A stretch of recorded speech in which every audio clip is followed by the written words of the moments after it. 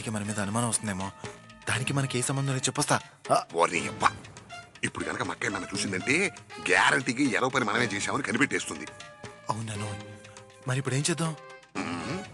కనపడకుండా పారిపోదాం పద.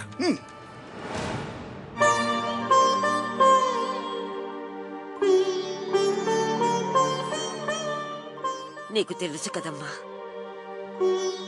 నేను తొందరగా పైకి పోవాలని నా వాళ్లే ఎదురు చూస్తున్నారు. నా కోరిక తీరకుండా కళ్ళు మూస్తే ఈ జన్మకి అర్థమే ఉండదు. తొందరగా నా కూతుర్ని తీసుకురమ్మా. మీ బాధ నేను అర్థం చేసుకోగలనమ్మా, కానీ మీరు తొందరపడకూడదు. లేదు డాక్టర్ గారు, ఇన్నాళ్ళు నా ఎదురు చూపు వమ్ము కాకూడదు.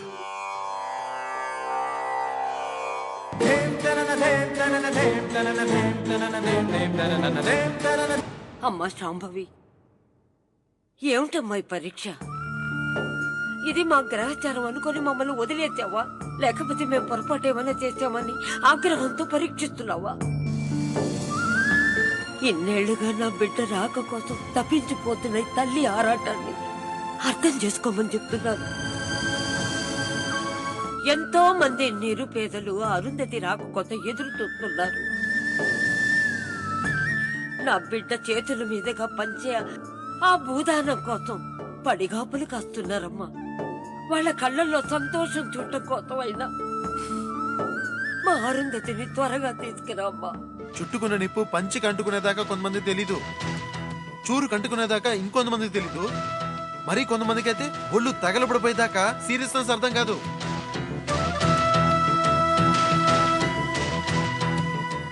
అలాగే మనం అత్తయ్యని ఎలా చంపాలా అని పనికి మాలని ప్లాన్లు వేసి ఫెయిల్ అయ్యి పేడ మొక్కల్లా కూర్చున్నాం. నోరు ముయ్యరా చచ్చు సన్నాసి, నేను ముంగిసలాంటి వాణిరా, నాకు ముందు చూపు ఎక్కువ. కానీ అరుంధతి కాలనాగు, కోడినాగు, త్రాచుపాము. ఒరే, నేను పెద్ద అనకొండ లాంటి వాణిరా. నువ్వు చెప్పిన ఈ తాచుపాము కూరలు పీకి విషాన్ని పిండి నీ మెళ్ళ వేస్తాను, చూస్తూ ఉండు. నా మెల్లోనా? ఓరి విరి నాకన్నా మ్యాటర్కి అర్థం కాలేదా?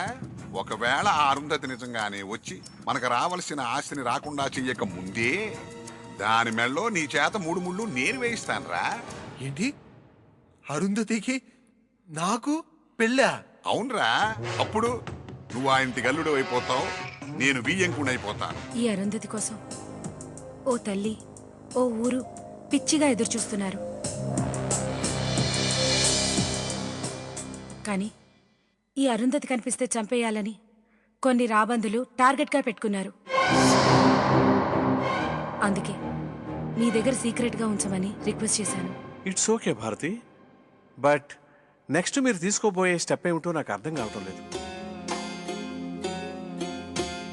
మరో 3 రోజుల్లో ఈ అరుంధతి పుట్టినరోజు రాబోతోంది. ఆ రోజు ఎలాగైనా తన కూతురు తిరిగి వస్తుందని ఉమాదేవి గారి ఆశ. ఏంటి ఇలా వచ్చారయ్యా? చూడు నాగరాజు, నీ దగ్గర ఒకే ఒక్క కాడుతో ప్రాణాలు తీసే పామేదనుందా? కట్లనాగు, కోడెనాగు, కాలనాగు, మీకు ఏది కావాలి? పామేదైనా పర్లేదు, కానీ కాటు వేయగానే ప్రాణాలు పోవాలి. ఒక్క నిమిషం ఉండండి.